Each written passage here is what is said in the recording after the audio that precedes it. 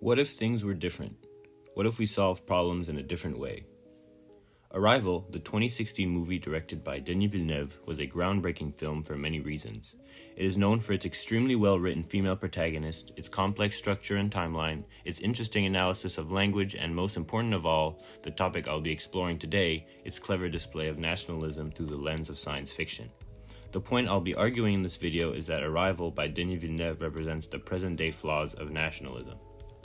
For those who don't know what nationalism is, the Oxford Dictionary breaks it down like this.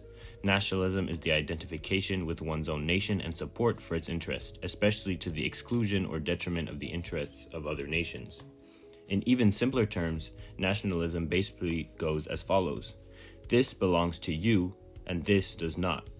This is better than this for XYZ reasons.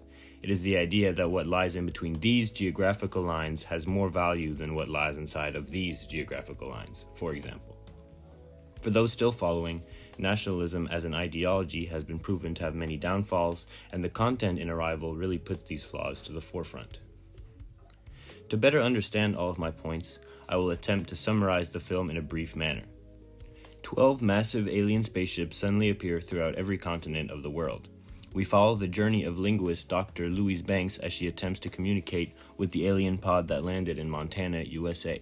Most countries attempt to work together, but it is apparent very early that this is an impossible task, and we quickly begin to see problematic tendencies and policies of different parts of the world with regards to the alien vessels.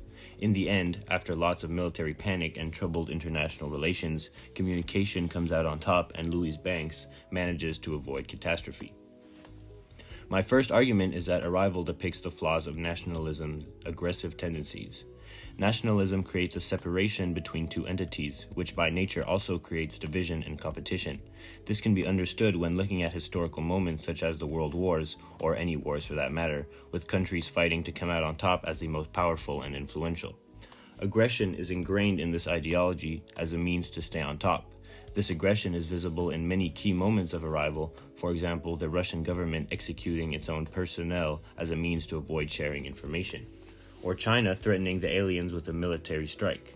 When the aliens display the message, "Offer weapon," all parties except for the main characters automatically believe this to be a threat. The two protagonists in Arrival consider different possibilities and take the opposite approach. They decide that the problem will only be resolved with a passive attitude, this approach ultimately solving the problem that the aggressive approaches would have worsened for all the parties involved. Arrival is putting to the forefront that aggression is not the only possible resolution when these types of issues arise. My second argument is that Arrival depicts the flaws of nationalism's patriarchal point of view. Nationalism is based on the same values as patriarchal ideology, values such as dominance, power, masculinity, and aggression once again. Female protagonists are often sexualized or written to fit traditional and outdated gender roles, but Dr. Louise Banks in Arrival is quite the opposite. She has a successful career and thrives in her field of study, accomplishing what all her male counterparts cannot. Louise Banks single-handedly solves a planetary crisis through a value system often attributed to weakness and femininity, and as writer and activist Sophie Meyer puts it, it is her connection to the aliens through motherhood that has given her alone this ability and this role.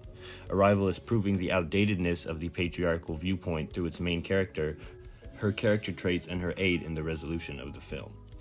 My third and final argument is that Arrival depicts the flaws of nationalism's xenophobic tendencies. Xenophobia is the fear of the other, the fear of the unknown, commonly attributed to immigration, for example. In the case of Arrival, the unknown is obviously the aliens. However, at its core, the fear of aliens is no different from the nationalist fear of people they don't know. This fear creates isolationist governments, which in turn creates a distaste for communication.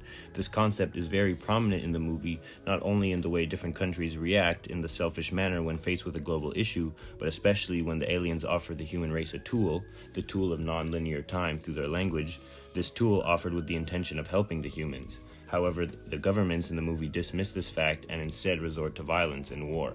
This is a very real issue today, with anti-immigration governments fighting away newcomers who have so much to offer diversity-wise and culturally. Louise Banks does not fear the unknown and has gained the power to move through time in exchange for her open mind. In conclusion, science fiction movies that represent the possible future are usually actually representing the present day. Nationalism, aggression, patriarchal values, and xenophobia are apparent in every system society is currently living off of, and Denis Villeneuve offers us a different point of view. What if things were different?